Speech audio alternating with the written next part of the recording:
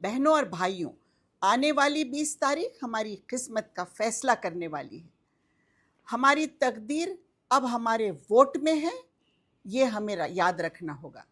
Election ना कोई खेल कूद का, ना कोई मौज मस्ती का नाम होता है, न कोई पैसे बनाने का समय जाने जाना चाहिए, और न दुश्मनी निकालने का, न नई लीडरशिप तैयार करने का।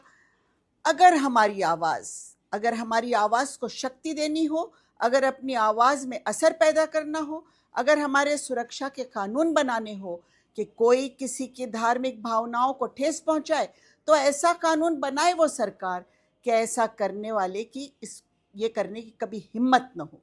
इसके लिए कम से कम 145 से ऊपर ही एमएलए चुनने होंगे। 143 से भी काम नहीं बन सकता है। एक दो कैंडिडेट्स हमने धर्म और समाज के नाम पर चुन भी लिए तो उसका कोई फायदा नहीं अगर हम सरकार नहीं बदल पाए।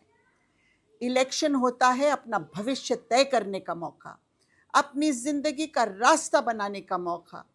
इसे बेइंतहा गंभीरता से, बेइंतहा सीरियसली लेना आवश्यक होता है।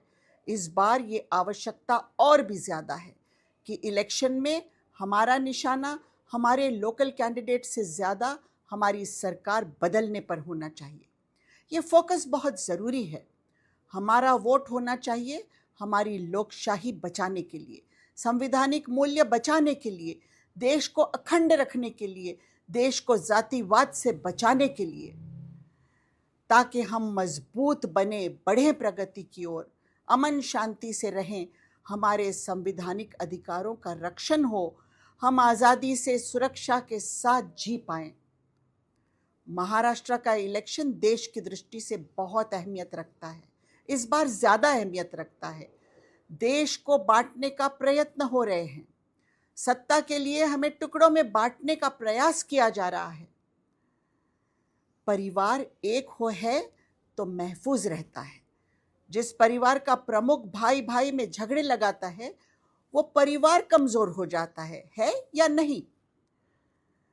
उसी तरह बाप का काम भाई भाई में प्यार बढ़ाना है या भाई को भाई से लड़ाना है? देश को बाहरी धोखों से, बाहरी हमलों से दूर रखना आवश्यक है या नहीं? ये या देश को अंदर से ही खोखला करना है और देश को अंदर से ही पार्टीशन कर देना है? अगर चीन आंखें दिखाए, बड़ी शक्तियां पाकिस्तान की मदद से हमें कमज़ोर करने की साजिशें करें, तो क्या एक अखंड देश, एक मजबूत ताकत नहीं रहना चाहिए हम सब? यहाँ तो सत्ता हासिल करने के लिए बांटने काटने की भाषा चल रही। अपने ही देश अंतर्गत एक 20% तो 80% के शत्रु बताए जा रहे हैं, 80% को 20% से डराया जा रहा है।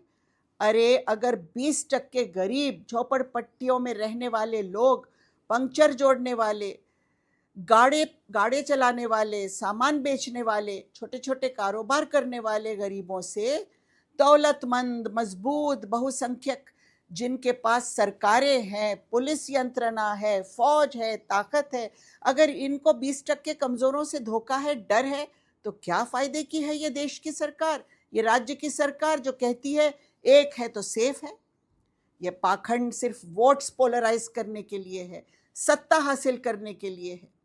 लेकिन हमें ऐसी सरकार चाहिए जो नफरतों की नहीं, प्यार की बात करती हो, भाईचारे की बात करती हो, 100% की एकता की बात करती हो, 80% की नहीं, और 100% से देश को मजबूत बनाकर किसी भी बाहरी शक्ति का सामना करने योग्य बनाने की सिर्फ बात नहीं करती है बल्कि उसका आचरण भी करती है। ऐसा होना चाहिए। आज़ादी से पहले इसी नफरत ने, इसी सत्ता की लालच और लोभ ने देश के 3 टुकड़े कर दिए थे। क्या हम इससे सबक नहीं लेंगे? क्या अभी भी हम बांटेंगे काटेंगे की साजिशें करेंगे? हमें ना हिंदू होकर वोट देना होगा, ना मुसलमान होकर, ना दलित, ना मराठा, ना ओबीसी होकर वोट देना होगा। हमें एक हिंदुस्तानी होकर, एक हिंदुस्तान को, एक महाराष्ट्र को वोट देना होगा। हमें 100% को वोट देना होगा। हमें बुलडोजर्स चलाने वाली सरकारों को बाजू करना होगा, नफरतें फैलाने वाली सरकारों को हटाना होगा, जो सरकारें लोकशाही की हत्या कर रही हैं।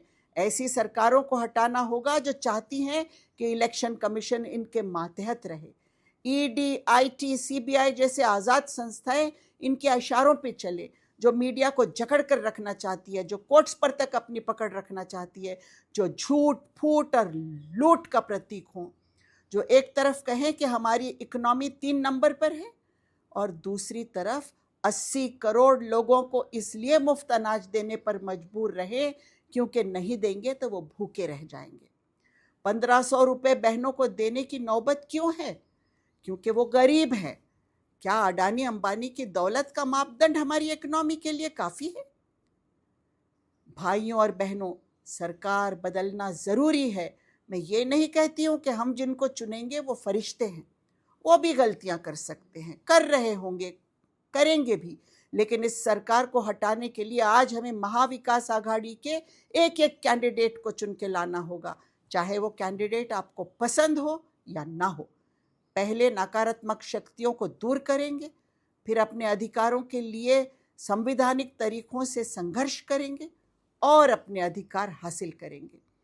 और इसीलिए मेरी विनंती है कि महाविकास आघाड़ी के एक एक कैंडिडेट को चुन के लाना बहुत बहुत आवश्यक है। धन्यवाद।